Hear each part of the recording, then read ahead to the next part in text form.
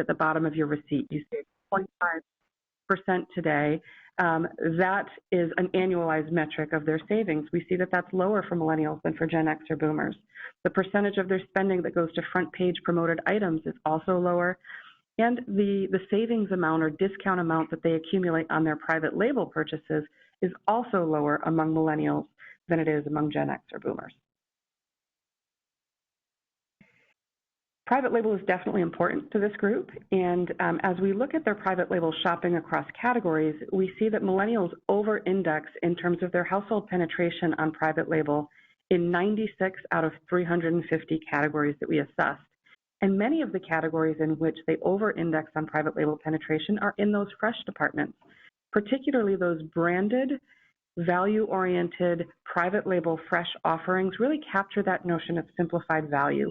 I know I'm going to get a good deal on these products consistently, and I don't have to jump through hoops to get the savings on them via a discount. And again, given that they are more oriented toward private label overall, there are only 40 out of those 350 categories in which millennials under-index versus other generations, and many of them are in categories that we know are in decline with this younger cohort. So simplified value is definitely one way to engage millennials more effectively. We think that smarter marketing is another way to convert more millennials. So let's get into what we mean about that. What we did here to assess marketing responsiveness across each of the different generations was to compare a wide array of marketing programs and promotions across our network of participating retailers. This could be anything from discount events, shopper marketing events, rewards programs, fuel rewards programs, personalized direct mail, digital marketing, so a wide array. And we group them into similar themes.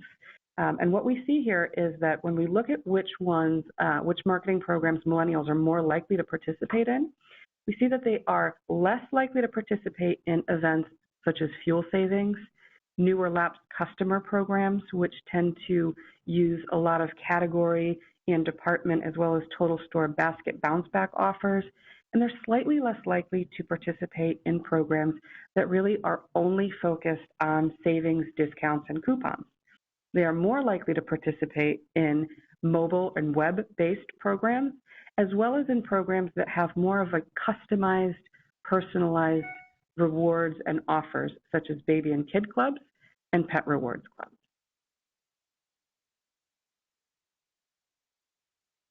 A lot of our retailers tend to leverage highly personalized coupon-based rewards programs via a monthly or quarterly mailer and or communication strategy leveraging other activation channels. And given the prevalence of this type of marketing vehicle, we thought we'd take a closer look at these programs in particular. And when we look at program engagement, so what percentage of each of these generations participated in at least one of these types of events over the last year, what we see is that millennials are slightly less likely, regardless of the channel used to reach them, to engage in these programs compared to Gen X or boomers. We also see that because they're less likely to engage overall, when we look at the redemption rates of individual offers among millennials, there's a gap there as well. So redemption rates with millennials are lower than with Gen X or boomers, and that's particularly the case when we're looking at paper-based coupons that millennials need to remember to bring into the store in order to redeem. That said, what we did find and what we think is really important to highlight is that despite having lower engagement with this type of programs, the millennials who do engage show the highest lift in per household spending. So on direct mail-based programs, they're driving a lift of $64 per household among those who do engage, relative to $47 among Gen X and $30 among boomers. So given that high value and that high return when they do engage, what do you do when it comes to this type of program? Well, we think it makes sense to be very targeted with your audience selection, particularly among millennials, but it doesn't make sense to leave them out of this type of program entirely. And certainly to the extent that you can leverage more mobile and technology-based programs to deliver this versus direct mail, that's the type of thing that will likely engage them more in the future. And by the way, the higher lift that we see with these programs among millennials is really driven by the fact that that they have a disproportionate impact on trips with millennials. And as you recall, millennials were the most frequent shoppers overall to begin with. So this leverages a natural behavior among this group. We also took a deeper look at digital advertising to understand the lift that we see from Facebook ad campaigns as well as open web ad campaigns across the different generational groups. And similar to what we found with the personalized coupon-based rewards programs, we saw that millennials actually deliver a higher lift per household as a result of Facebook advertising compared to Gen X and boomers. And on open web as well, they deliver a higher lift per household compared to Gen X and boomers. So definitely converting these households through this type of advertising is effective. So what does this all mean? The first sort of so what for us really has to do with that understanding that millennials are valuable shoppers.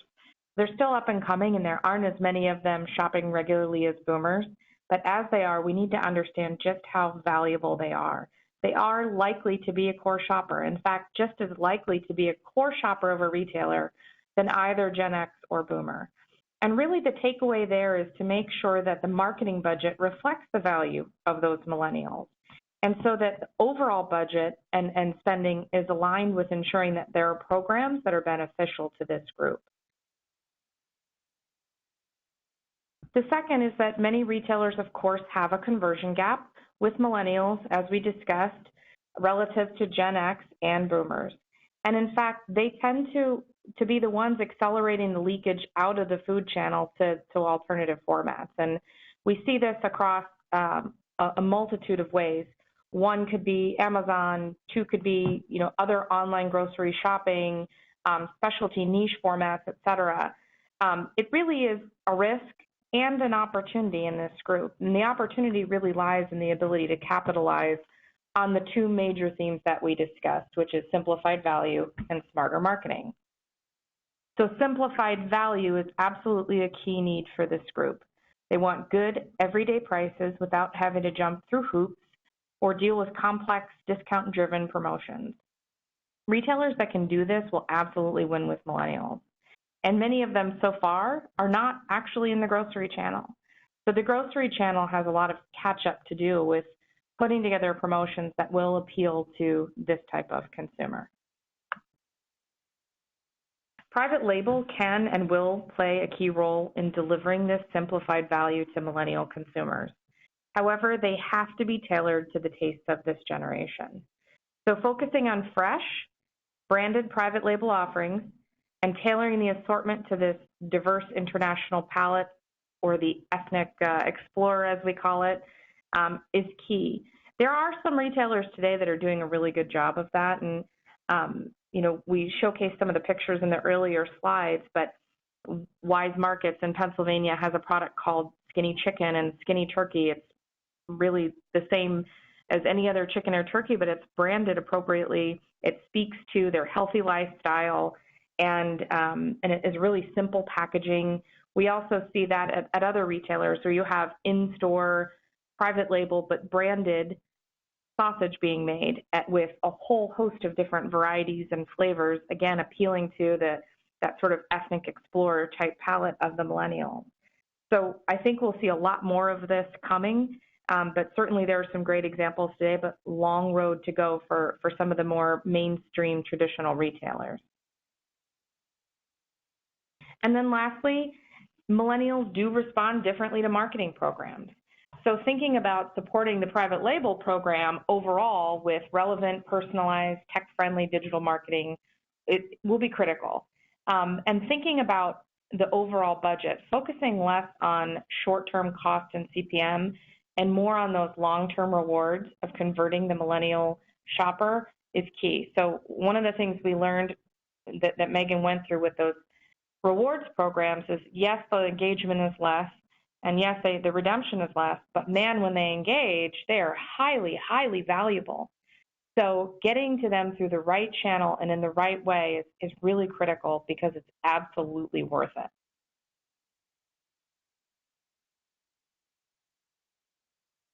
So that concludes the content for the webinar today. Dan, I believe we're going to open it up to some questions. Yes, thank you, Angela and Megan.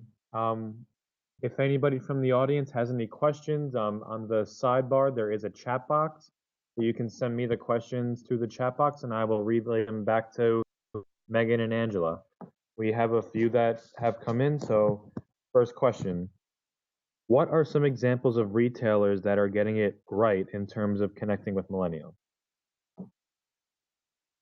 Sure, that's a good one. I think one of the great examples, and we're still learning about it today, is the new Whole Foods format, 365, really designed to appeal to the millennial shopper through that notion of simplified value. Whether or not they were thinking about it the same way we are, they're certainly capitalizing on it, and their actions are such that you see it throughout the store. I think that's one way. We also see natural and organic popping up in chains like Aldi, where traditionally you didn't necessarily see that kind of assortment in that very simple, sort of box that they've had out for quite some time. Those are a couple examples. Any others, Megan? Yeah, and I think it's worth just talking a little bit about how they're doing that and how they're delivering that simplified value and some of those examples that you gave. So in the store that Whole Foods opened up, 365, one just example that stood out to me with that store in terms of delivering simplified value is that they are trying to make it easy for millennials who are shopping on a budget to really understand how much they're going to be spending.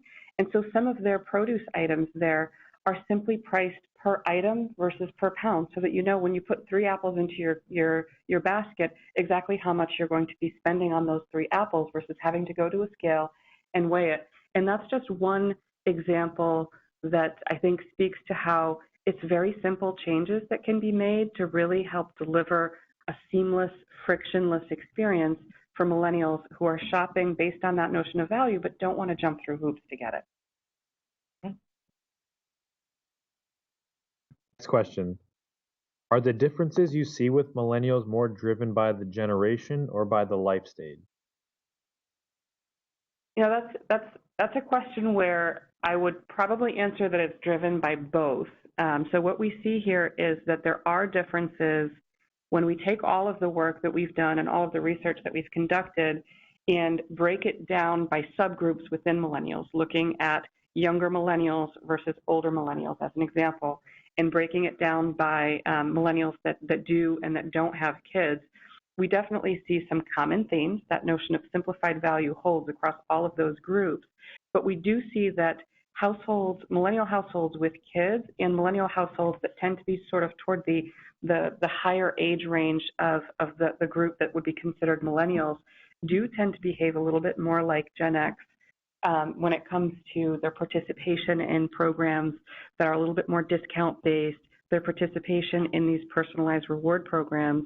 So as millennials kind of move into that 30-plus age range, we do see that they start to participate more in those programs. That said, as a group, this notion of simplified value still holds. The notion of them being very tech-savvy and wanting to engage via more mobile and web-based programs, we definitely see that consistently across groups within this. So I think it's a combination of that life stage of, you know, being more likely to be in that younger age range, but it's also some commonalities with this group in terms of the simplified experience they're looking for. Anything to add there? No, I nailed it. Great. Next question. The weekly curricular represents a huge portion of CPT retailers' marketing budgets. If millennials are more motivated by simplified value than promotions, what does that mean in terms of the future of the curriculum? So I'll take that one. I think that, you know, what we know about the circular today is that it's being shopped pretty consistently across the board, but it's less about the circular itself and it's more about the promotion. So whether they see that ad or they shop for that in store and find the deal in store, it's really a mixed bag. And we've done a fair amount of circular research ourselves and with our retail partners to truly understand that dynamic. I think what will change in the future is sort of, and we're seeing it today, many retailers are leveraging relevancy as one of the tactics to deliver a weekly ad via email. And to date, we don't see a tremendous amount of that on the web, mainly because there's really no ideal platform for relevant ads to be distributed, although there's some great testing going on. Again, nothing is currently ideal. So what I think we'll see is a transition over the next 5 years or so to understanding which platforms are going to be able to be the right delivery mechanism for an ad outside of email and mobile. And I think we'll see a lot of efforts within email and mobile to optimize the delivery of that ad. And so once some significant progress is made and retailers can really understand and quantify the usage, I think we'll start to see some pullback on paper. And my thought is that really the millennials are going to be driving this behavioral change based on how we know they participate today in these marketing events that they're already seeing either, anywhere on the web or on social platforms like Facebook. We think that this represents an opportunity for retailers in the CPG space today as well.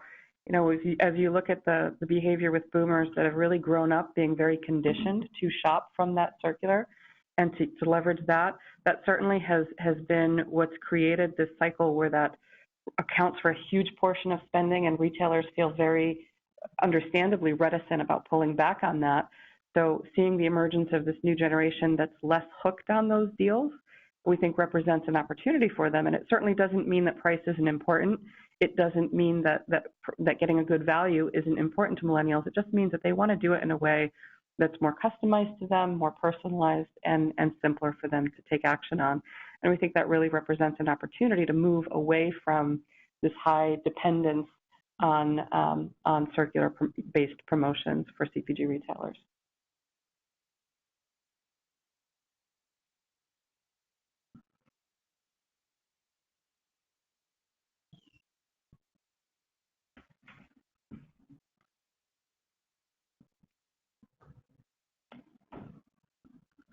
Anything else, Dan? Sorry about that. That's all I have right now. Megan, Angela, thank you once again for presenting today. To everyone else that's still on the line, this presentation was recorded, so I will be sending this out as a follow-up within the next week. And if you have any more questions for Megan, you can follow up then. Great. Thank you, everyone. Anything else to add? Thank you. Thank you. All right. Thanks. Bye-bye.